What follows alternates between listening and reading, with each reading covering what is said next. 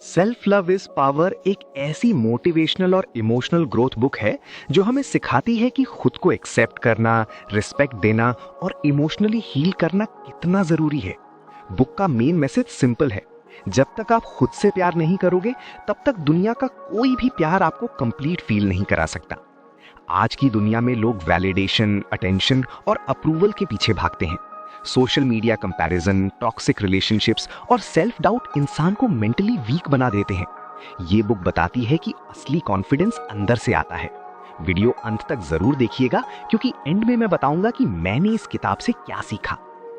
Chapter 1, खुद को accept करना सबसे मुश्किल क्यों होता है। बुक कहती है कि सेल्फ लव की जर्नी एक्सेप्टेंस से स्टार्ट होती है, लेकिन प्रॉब्लम ये है कि हम बचपन से ही कंपैरिजन सुनते आए हैं। उसके मार्क्स ज़्यादा हैं, वो तुमसे प्रिटियर है, तुम इतने इमोशनल क्यों हो। धीरे धीरे इंसान बिलीव करने लगता है कि उसमें कुछ कमी है। जब कोई इंसान बार बार रिजेक्ट होता है, इग्नोर होता है या क्रिटिसाइज होता है, तो वो सिर्फ दूसरों पर नहीं, खुद पर भी डाउट करना शुरू कर देता है। वो मिरर में फ्लॉज देखने लगता है, वो अपनी अचीवमेंट्स को भी स्मॉल समझने लगता है, और सबसे डेंजरस चीज, वो खुद को लव करने लायक ही नहीं समझता।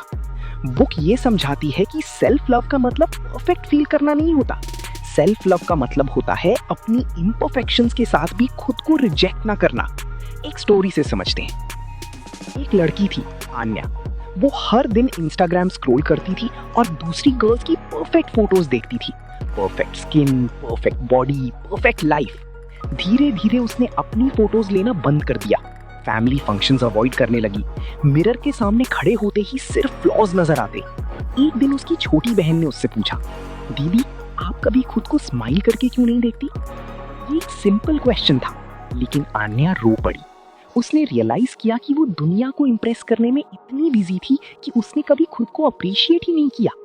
उस दिन के बाद उसने एक हैबिट स्टार्ट की। हर रात सोने से पहले वो अपने बारे में एक अच्छी चीज लिखती। स्टार्टिंग में बहुत मुश्किल हुआ। कभी लिखती मैं केयरिंग हूँ, कभी मैं स्ट्रॉन्ग हूँ।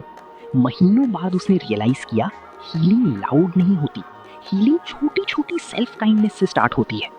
तो हमें क्या करना चाहिए? हर दिन अपने बारे में एक पॉजिटिव चीज लिखो। मिरर में खुद को इंसल्ट करना बंद करो। अपनी जर्नी को रिस्पेक्ट करो। अब जानते हैं हमें क्या नहीं करना चाहिए।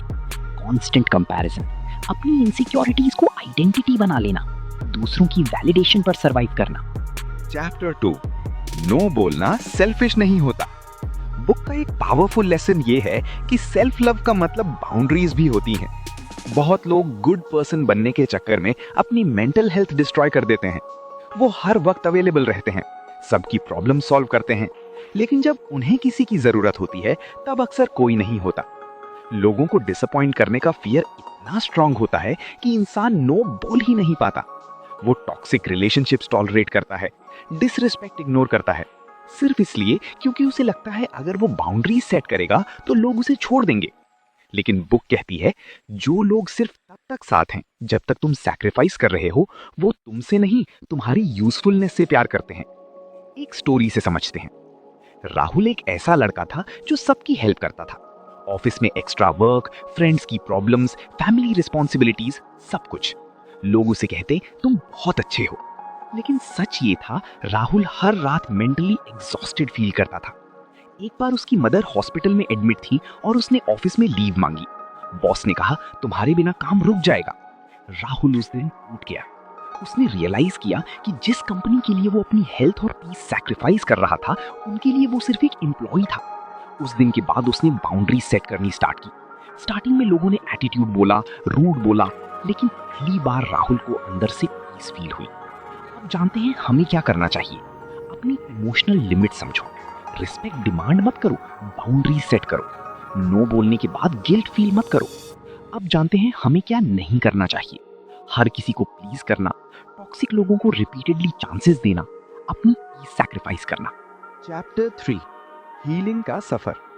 बुक कहती है कि बहुत लोग फिजिकली एडल्ट होते हैं, लेकिन इमोशनली अभी भी उनके अंदर एक हर्ट चाइल्ड रहता है। पास्ट पेन सिर्फ मेमोरी नहीं होता, वो बिहेवियर बन जाता है। जिस इंसान को बचपन में इग्नोर किया गया हो वो बड़े होके अटेंशन के लिए डेस्परेट हो सकता है। जिस इंसान का हार्ट ब्रेक हुआ हो वो फ्यूचर रिलेशनशिप्स में ट्रस्ट इश्यूज डेवलप कर सकता है। बुक कहती है हीलिंग तब स्टार्ट होती है जब आप एक्सेप्ट करते हो कि आप हर्ट हो। पेन को इग्नोर करने से वो डिसअपियर नहीं होता, वो अंदर ही अंदर इंसान को इमोशनली नम्ब बना देता है। एक स्टोरी से समझते हैं। मीरा का ब्रेकअप हुआ था। उसने सबके सामने प्रिटेंड किया कि वो स्ट्रांग है, सोशल मीडिया पर हैप्पी फोटोज, फेक स्माइल्स, लेकिन हर रात वो उस चैट्स को पढ़ती और साइलेंटली रोती। एक दिन उसने अपनी डायरी में लिखा, मैं उस इंसान को मिस नहीं करती, मैं वो वर्जन मिस करती हूँ जो उसके साथ हैप्पी फील करता था। उस सेंटेंस ने उसकी हीलिंग स्टार्ट कर दी। उसने थेरेपी ली, जर्नलिंग स्टार्ट की और धीरे धीरे उसने खुद को वापस पाना स्टार्ट किया। हीलिंग फास्ट नहीं थी, कुछ दिन अच्छे होते, कुछ बहुत पेनफुल, लेकिन इस बार वो खुद को अबैंडन नहीं कर रही थी। अब जानते हैं हमें क्या करना चाहिए। अपनी इमोशंस को फील करो, हेल्प लेने से मत डरो, जर्नलिंग और सेल्फ रिफ्लेक्शन करो। अब जानते हैं हमें क्या नहीं करना चाहिए। फेक हैप्पीनेस, पेन को सप्रेस करना, हीलिंग को रेस बनाना। चैप्टर 4 सेल्फ केयर सिर्फ लग्जरी नहीं, जरूरत है। बुक एक्सप्लेन करती है कि सेल्फ केयर सिर्फ स्पा या शॉपिंग नहीं होता। कभी कभी सेल्फ केयर का मतलब होता है टाइम पर सोना, फोन ऑफ करना, टॉक्सिक लोगों से डिस्टेंस लेना और खुद को रेस्ट अलाउ करना। एक स्टोरी से समझते हैं। एक माँ पूरे घर का ख्याल रखती है, सबके बर्थडेज याद, सबकी नीड्स इंपॉर्टेंट, लेकिन खुद की मेडिसिन तक टाइम पर नहीं लेती थी। एक दिन स्ट्रेस की वजह से वो हॉस्पिटल पहुंच गई। डॉक्टर ने उसे सिर्फ एक लाइन बोली, आप सबका ख्याल रखती रही लेकिन खुद को पेशेंट बना दिया। उस दिन उसने रियलाइज किया सेल्फ केयर सेल्फिश नहीं होता। Chapter 5 confidence comes from with in. Book का फाइनल मेजर लेसन ये है कि real confidence external beauty, money या वैलिडेशन से नहीं आता। जब इंसान खुद को वैल्यू करता है तब वो नेचुरली कॉन्फिडेंट फील करता है। कॉन्फिडेंस का मतलब परफेक्ट होना नहीं, अपनी रियलिटी को एक्सेप्ट करना है। एक शॉर्ट स्टोरी से समझते हैं। एक लड़का पब्लिक स्पीकिंग स्टेज से बहुत डरता था। लोग क्या कहेंगे ये सोचकर वो अपॉर्चुनिटीज अवॉइड करता था।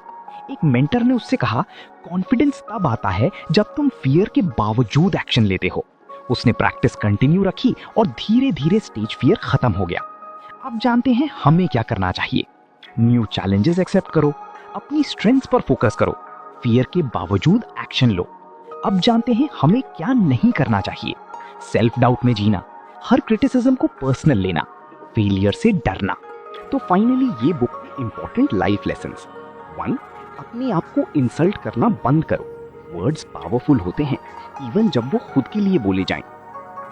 हर रिलेशनशिप सेव करना जरूरी नहीं, कुछ लोग लेसन होते हैं, फॉरएवर नहीं। 3, हीलिंग स्लो होती है और स्लो हीलिंग भी हीलिंग ही होती है। 4, वैलिडेशन टेम्पररी होती है, रियल कॉन्फिडेंस अंदर से आता है। 5, सेल्फ लव एक डेली चॉइस है, हर दिन खुद को चूज करना पड़ता है। अब जानते हैं मैंने इस किताब से क्या सीखा। मैंने इस किताब से ये सीखा कि दुनिया का सबसे बड़ा पावर कॉन्फिडेंस या ब्यूटी नहीं, सेल्फ लव है।